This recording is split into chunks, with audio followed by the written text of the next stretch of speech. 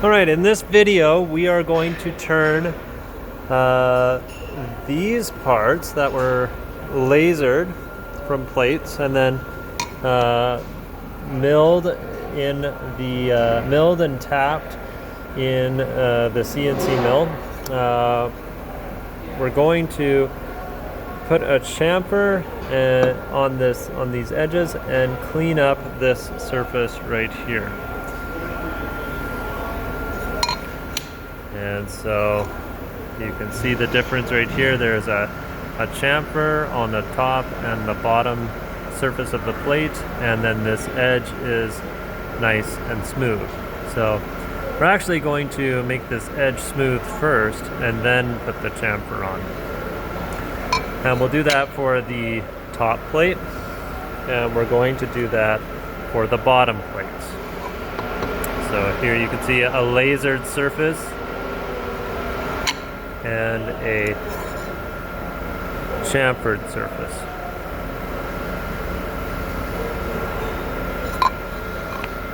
Okay, so the first step is, of course, reading the book. And within that book, it's going to tell you that you need to retrieve the clamping, the fixtures, and the clamping pucks. So this is the plate fixture. That's going to go in the chuck jaws of the CNC lathe, or the TL1 lathe, and then this is the top plate puck. It has a pin for the center hole, and of course if we put the bottom plate on there, it wouldn't clamp, so we have a bottom plate puck here that doesn't have a pin in it, so that'll go on top like that.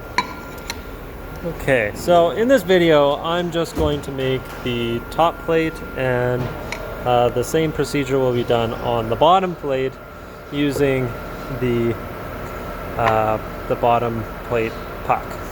So we'll take the tools that we need. Now we also need a cutting tool. So we're going to use this carbide turning tool as well. And so we'll take it over to the TL1 lathe.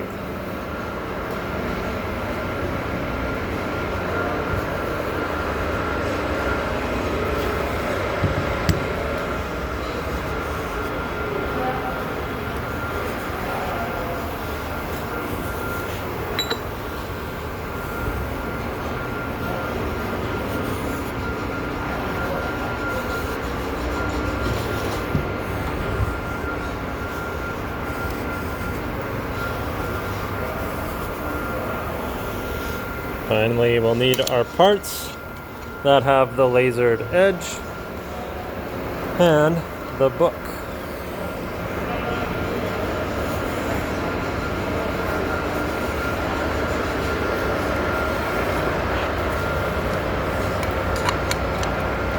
Now there's one more tool that we need that is in this cupboard, this cabinet.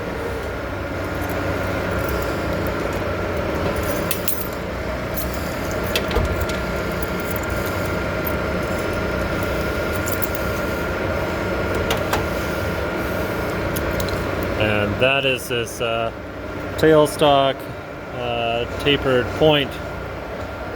It's center point.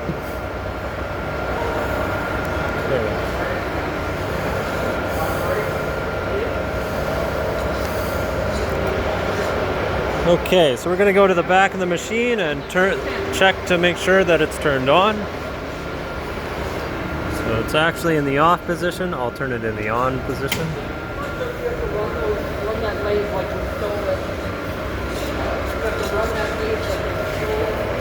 And then we'll hit the power button.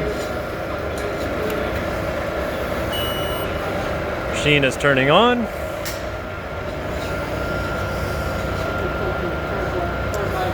So we're going to check the machine to make sure that it's free of obstructions.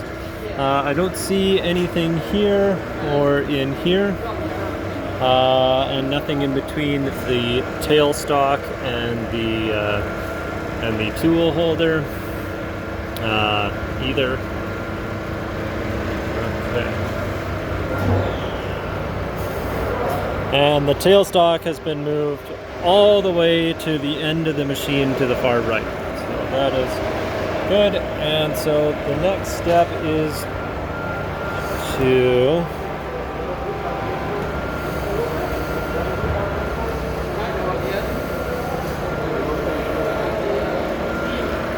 hold down the trigger switch and press power up. Clear any alarms. Press reset, and then make sure you're holding down the button on the trigger switch and press power up restart. So we'll see that it says running, and the x-axis is moving. It's moving to its home position, in and out. And then the z-axis, this is going to move in the z-axis to its home position.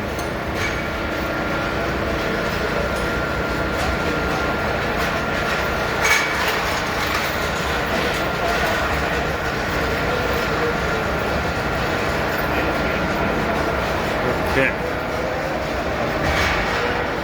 Still says it's running, and the running message has disappeared, so it has completed the power up restart.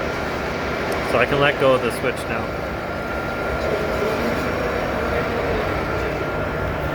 Okay. So the next step is to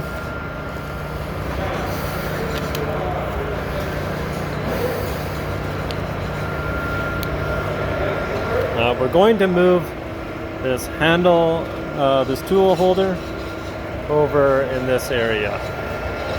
So what we can do here is we can press, we want to get into this folder. Right now I'm not in this folder. I can select between the folders, but I'm not actually in the folder. So I want to go into the manual folder right here.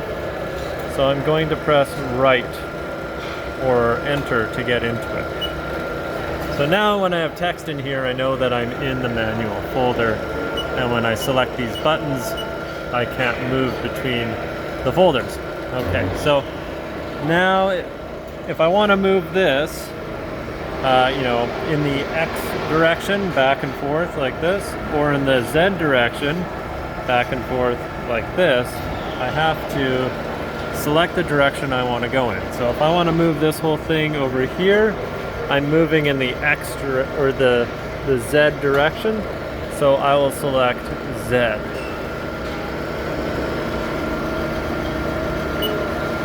So now it says jogging Z-axis, and it's going to be moving in 0.001 increments. So each movement on the dial, if I'm moving in the negative direction, so the negative direction is this direction. Every time I move this dial one increment, it's moving this whole tool holder in the negative direction 0.01 inches. So it will take a lot of turns to move it all the way over here. If I could speed this up by maybe changing this increment to 0.01. Okay, you see that's changed. So now every increment that I move on this wheel, the machine now moves 0.01 inches in the Z negative, or if I want to move in the Z positive, I'd move the wheel this way. So Z positive, Z negative. Okay, so I'm just going to use the I don't know what you call this, the pin to move the wheel, and you can see it moves much faster now because I've changed that increment.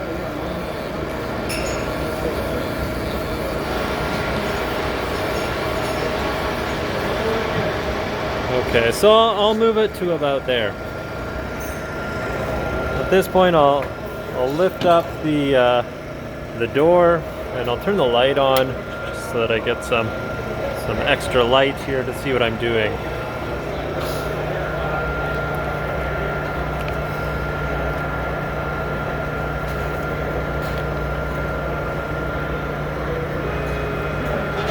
Okay.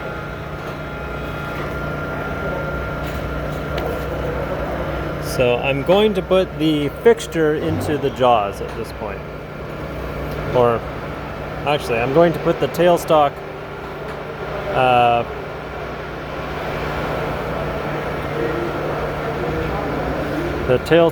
center into the tailstock.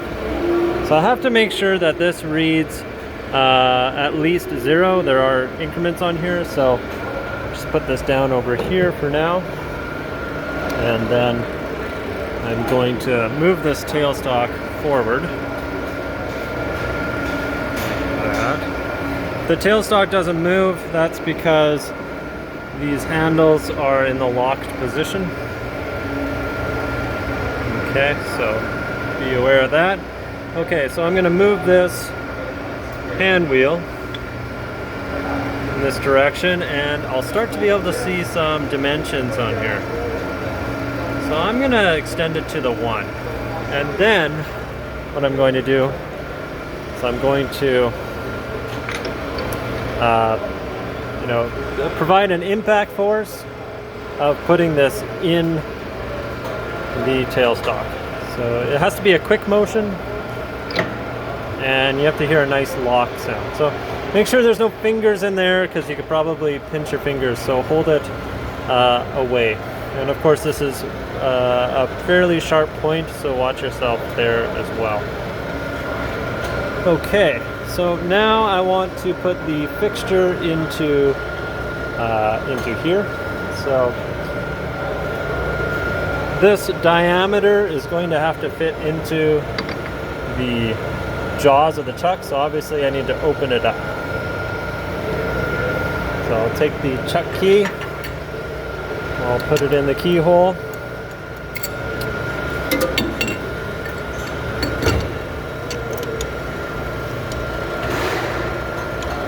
Okay, and then turn it to open it up.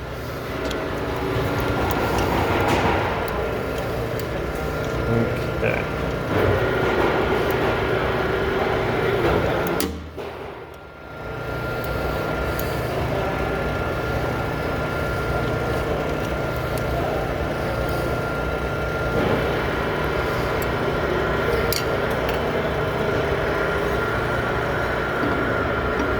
So not quite, I can't quite get it in, so a few more turns.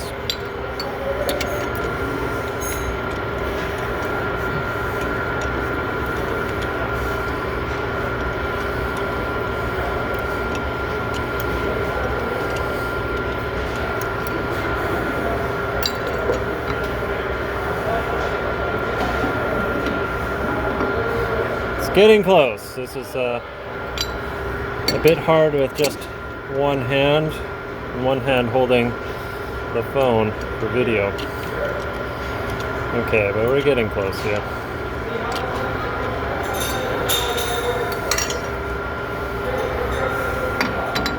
Okay, so that slides in there nicely. Okay, now I need to close it up.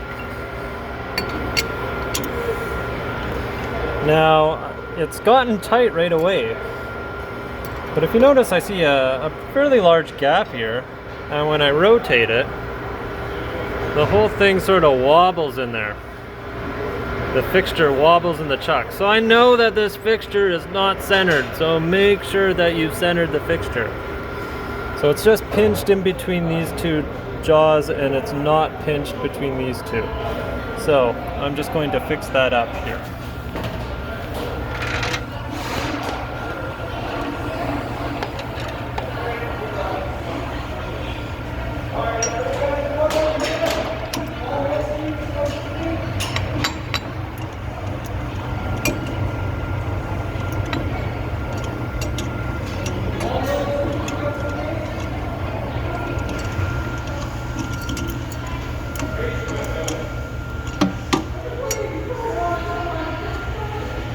So now when I turn it, it is centered in the chuck. And so now I will tighten it down. Now it doesn't need to be tightened too much, just snugly.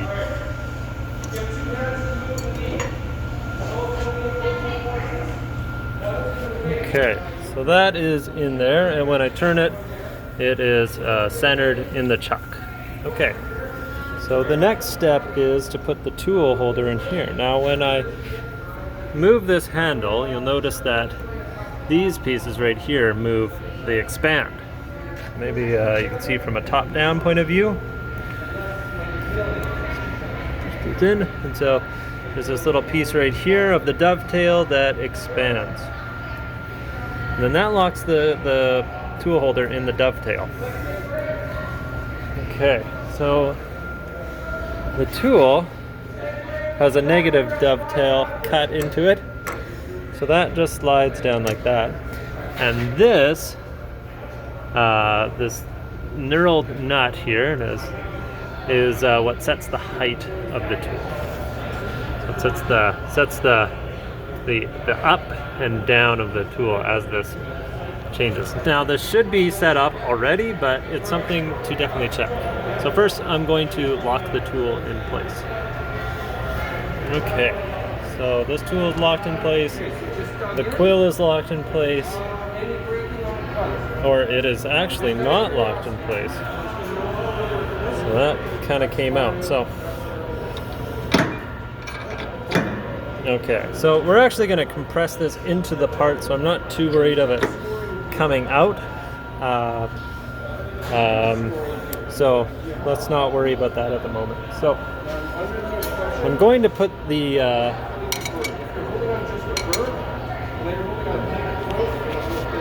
I actually need my hands for this, so I'm going to position the phone right there. Okay. And there's 3 pins on this fixture. 1, 2, and 3. And so those pins line up with any one of these holes. We'll put it like that. Now it can fall off and it'll likely dent the part, so just make sure it doesn't fall off. If the part gets dent, you have to inspect it to determine if it is salvageable or not. I'm going to take the fixture and line up this pin with this hole here. Just like that. Now the live center, or the quill, right here, is going to go into this hole right there. And in order to do so, I need to move this whole tool holder forward so I can move the live center. This is the live center, closer to this point. So I'll just take the part and the tightening puck off and move this forward.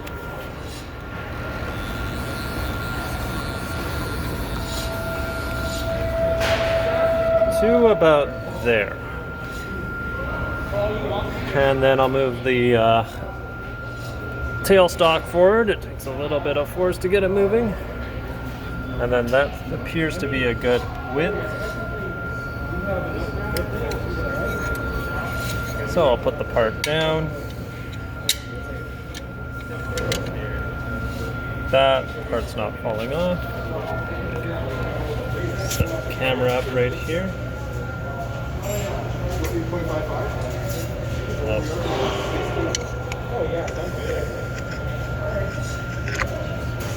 The pin is in the hole. It's a nice tight seal or connection with the top plate. And now I'm going to, just with the hand wheel, move the live center into this hole right here.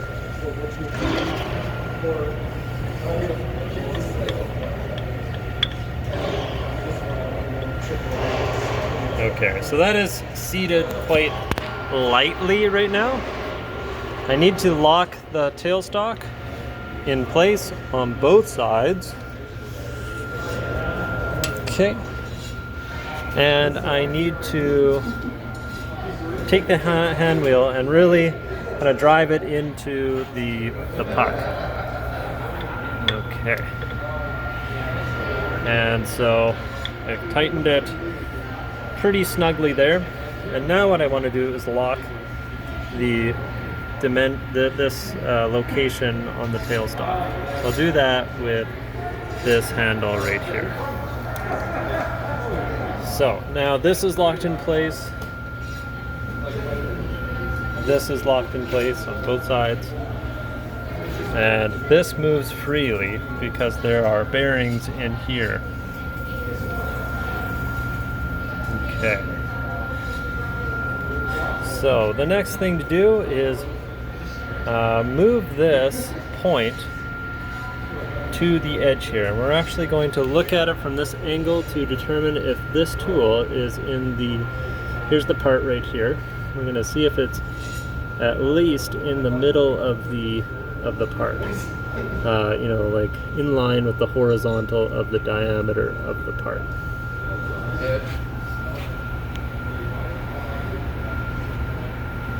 So I'm going to jog it in the Z direction, this way, Z negative, to about the middle of the part. And then I'm going to move it in. But I don't feel comfortable incrementing at such a high rate here, so I'm going to change it to 1 thou increment rate, and I'm going to move it in the X direction. And so X negative is in this direction, X positive is in this direction. So I'm going to move it in now.